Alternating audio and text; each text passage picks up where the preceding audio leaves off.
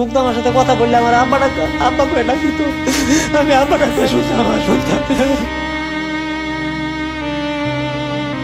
চারিদিকে শুধু কান্নার সুর, মায়ের আর্তনাদ, বন্ধুর নিঃশব্দ চিৎকার, আর এক একটি প্রাণ ঝরে যাচ্ছে অবলীলায়, বিনা দোষে, বিনা বিচারেই। তনু জীবনটা ছিল স্বপ্নে ভরা, একজন শিক্ষিত সাহসী কন্যা, কিন্তু পথ ভুলে বের হওয়াটাই হয়ে গেল মৃত্যুর কারণ। তার লাশ পড়ে রইল ঝোপের আড়ালে, আর সমাজ চুপ, চোখ নামিয়ে রাখে, যেন কিছুই হয়নি।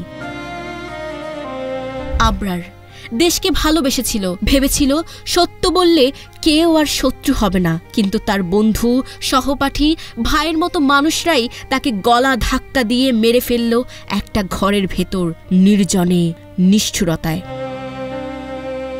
তোফাজ্জল সে শুধু ক্ষুধার্ত ছিল, এক প্লেট ভাত চেয়েছিল। এইটুকু চাওয়াই আজ অন্যায়ের সমান। পেটের ক্ষুধা মেটাতে গিয়ে পেল মৃত্যুর নিমন্ত্রণ। আর পারভেজ, সে তো কিছুই চায়নি, না বিদ্রোহ, না প্রতিবাদ, না কোনো প্রশ্ন। সে কেবল হেসেছিল, হ্যাঁ, একটা খাঁটি প্রাণ খোলা হাসি, যা কারো অহংকারের কাঁটায় বিদ্ধ হয়ে গেল। সেই হাসির শাস্তি হিসেবে তাকে মেরে ফেলা হলো। পারভেজের মা জানতেন না গত রাতের কথাই ছিল ছেলের সাথে তার শেষ কথা। যদি জানতেন, হয়তো সারা রাতই ভিডিও কলে ছেলেকে দেখে রাখতেন, কথা বলতেন, আদর করতেন। এখন পারভেজের মৃত্যুর খবরে তিনি ঘুমাতে পারেন না। বাবা ছিলেন বিদেশে, তাই পারভেজ নিজেই শুরু করেছিল ছোট্ট একতলা বাড়ি বানানোর কাজ, মা বাবাকে একটু স্বস্তি দেওয়ার স্বপ্ন নিয়ে। কিন্তু সেই স্বপ্নের ঠিকানায় তার আর ফেরা হলো না। ঢাকা থেকে মায়ের কোলে ফিরল, কিন্তু লাশ হয়ে। টেবিলে আজও পড়ে আছে তার বইগুলো, কিন্তু সেই চেনা স্পর্শটা নেই, নেই জীবনের উচ্ছ্বাস।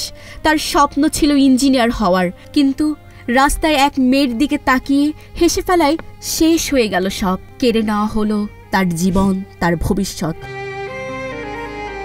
পারভেজের মা বাবার কাছে ছেলের সেই নিষ্পাপ হাসিটাই ছিল পৃথিবীর সবচেয়ে দামি জিনিস।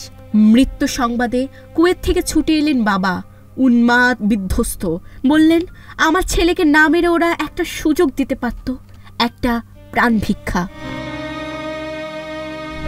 জীবন, যেটা হওয়ার কথা ছিল সবচেয়ে মূল্যবান সম্পদ, তা আজ পিষে যায় রাস্তায়, ক্লাসরুমে, হাসির ভিতরে।